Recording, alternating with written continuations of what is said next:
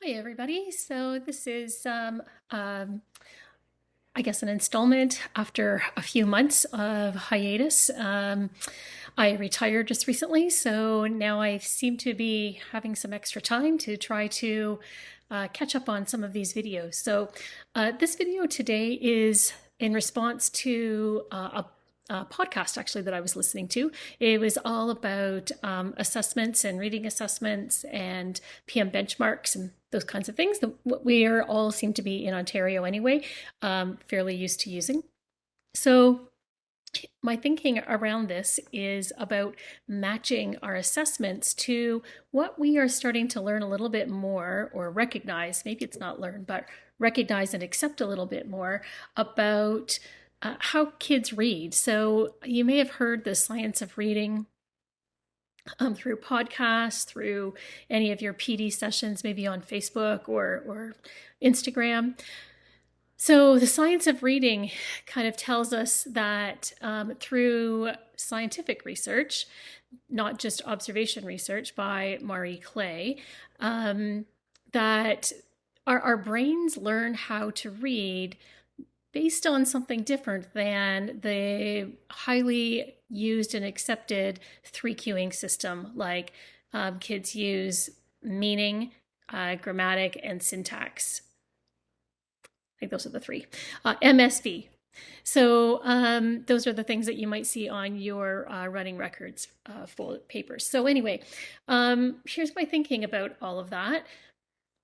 And I do agree that this science of reading, while it's not new, it's just becoming more accepted and out there in the field of teaching and learning right now, that we need to be matching our assessments and the way that we assess based a little bit more on the science of reading. And I'm not at all saying throw out PM benchmarks and totally forget about those, because I believe they have loads and loads of merit as well.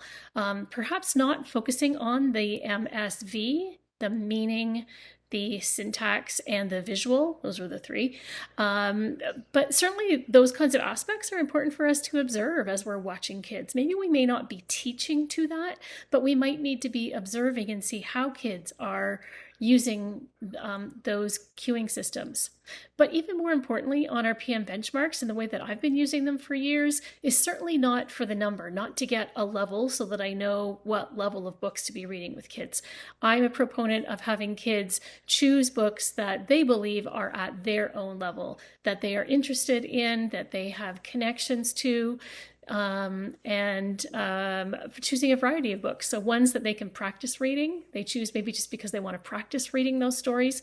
Some that maybe they are fluency stories. Maybe there are some books that they can't read yet, and they have books in their book boxes perhaps that are they just love to look at the pictures, or maybe they like to retell the stories. So they should, in my mind, have a good access to a bunch of different books for reading for different purposes. And they should know those different purposes that they're reading for each time they pick up a book as well. Be thinking about, I'm just reading this book because while I can't read it, I really like to read about dinosaurs. Or this book I'm picking up because I've read it before. I read it with my teacher in a small group, and I want to get better at it. Or this one I'm reading so that I can read it smoother and smoother so I can increase my fluency, whatever it happens to be.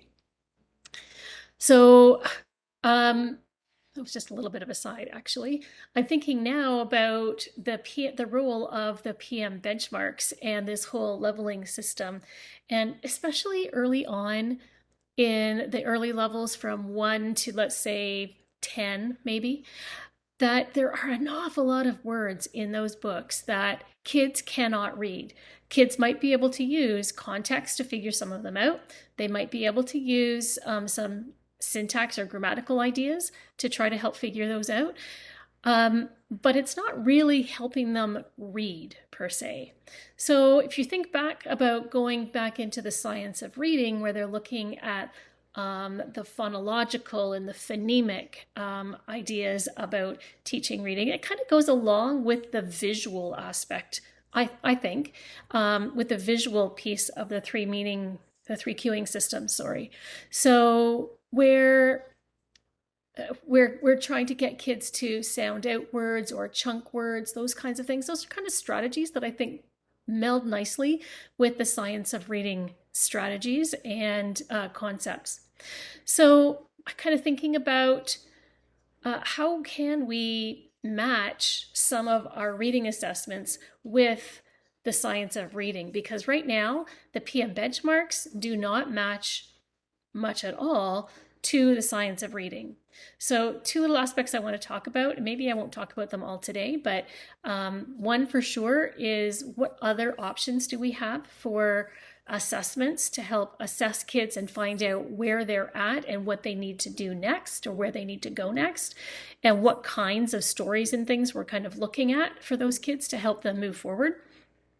But also, how else can we still use PM benchmarks without, throwing out the bathwater? Because they are valuable. There's a number of really lovely books in those series, but what can we do to try to help us use those as assessments, but maybe in a little bit of a different way?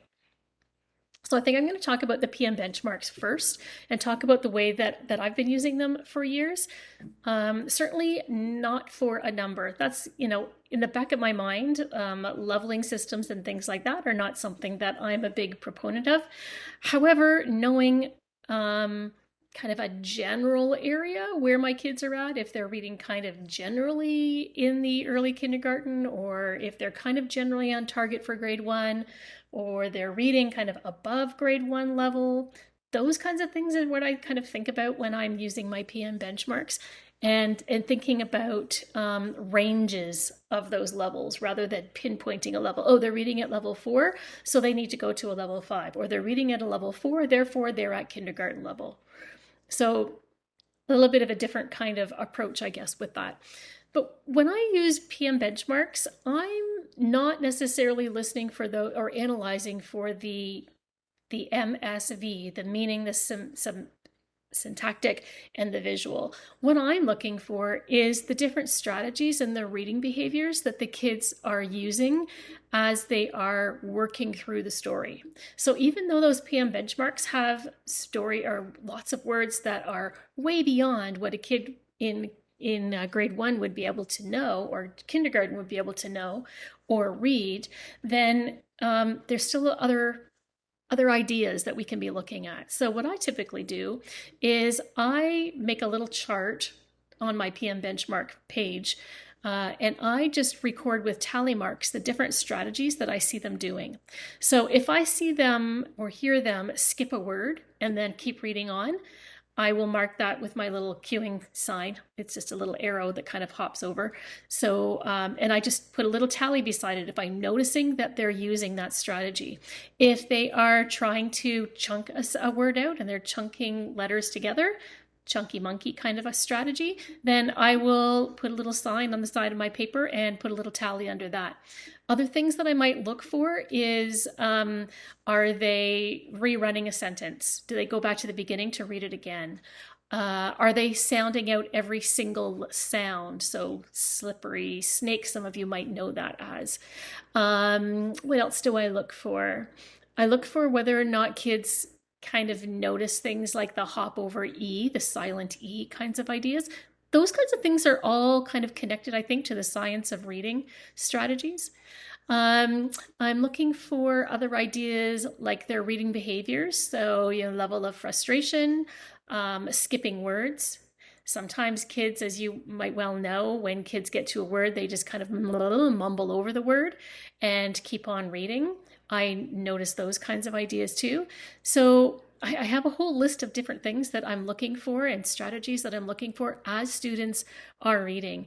And then when I go back to analyze it, rather than thinking about the MSV, which is what the science of reading is saying is not helpful to help a student learn how to read, then I do look for what strategies they're using the most. So I might have a student who's using loads and loads of hop over, skip over the word and keep reading.